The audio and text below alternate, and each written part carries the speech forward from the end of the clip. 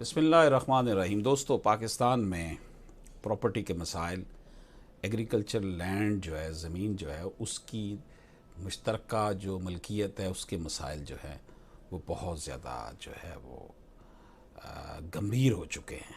और पाकिस्तान में हज़ारों लोग हर साल कत्ल हो जाते हैं इसी दुश्मनी की बिना पर। लेकिन ये पाकिस्तान में बिलखसूस और पूरे बरे सगीर पाक हिंद में बिलअमूम यही मसला है।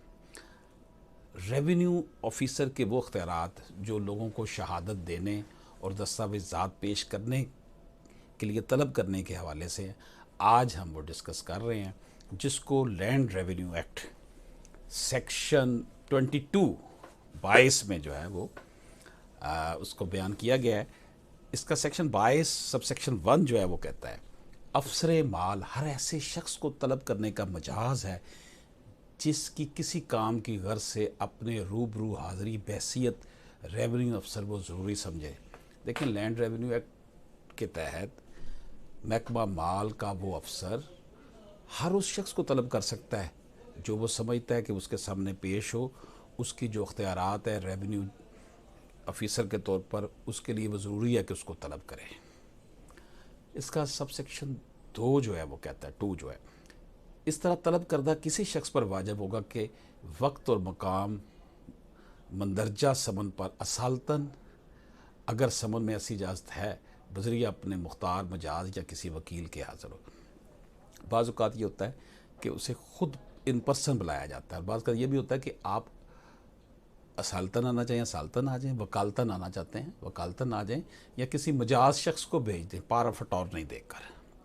ये अगर रेवेन्यू ऑफिसर ने एविडेंस के लिए कोई शहादत कलेक्ट करनी है तो वो किसी को भी तलब कर सकता है जो कि वो समझता है कि इसका आना ज़रूरी है। आम को अदालतों में भी यही होता है कि अदालत जिस शख्स को चाहे तलब कर सकती है किसी मामले में अगर उसे एविडेंस की ज़रूरत है। दोस्तों, इस तरह, मगर शर्त यह कि जो सीपीसी की जो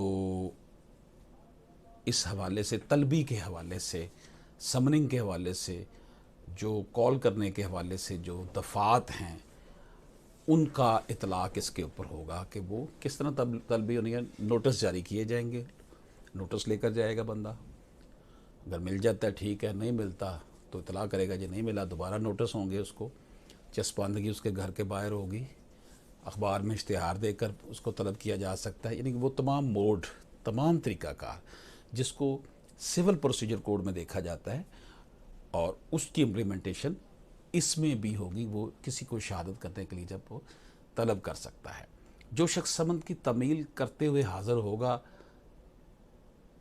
इस मामले में जो कुछ भी वो बयान उनसे लेना माल ऑफिसर चाहता है, जो कोई वो बयान सच बयान करेगा और ऐसी दस्तावेज़ात और दीगर अशिया उस मामले में उस बाबत जिससे उसको तलब किया गया है वो अफसर माल के सामने पेश किया कर देगा।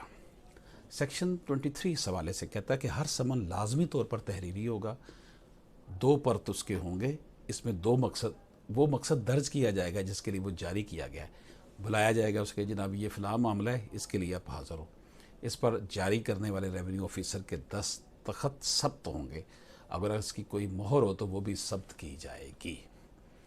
अब दोस्तों, सेक्शन 24 जो है, सेक्शन 24 यानी 24 समन की तामील का तरीक़ाकार। जो समन रेवेन्यू ऑफिसर की तरफ से जारी हुआ अगर काबिल अमल हो तो तामील किया जाए, ख़ुद इस शख्स पर जिसके नाम पर वो, अगर ऐसा ना हो सके तो उसके मुख्तार मजाज पर, इस ख़ानदान के किसी बालग मर्द रुकन पर। यानी कि समन लेकर जाता है कोई बंदा, उस शख्स को दे, वो नहीं मिलता, उसके को मुख्तार मजाज है उसको दे, या उसके घर का कोई बालग फ़र्द है उसको दे। अगर तामील हस्ब तरीक़ा नहीं हो सकी या समन की तामील करने से इनकार कर दे वो शख्स, तो समन की तामील, उसकी एक नकल इस शख्स की आम या आखिरी मालूम रिहाइशगाह पर चस्पा करके कराई जाए जिसके नाम पे ये जारी हुआ है।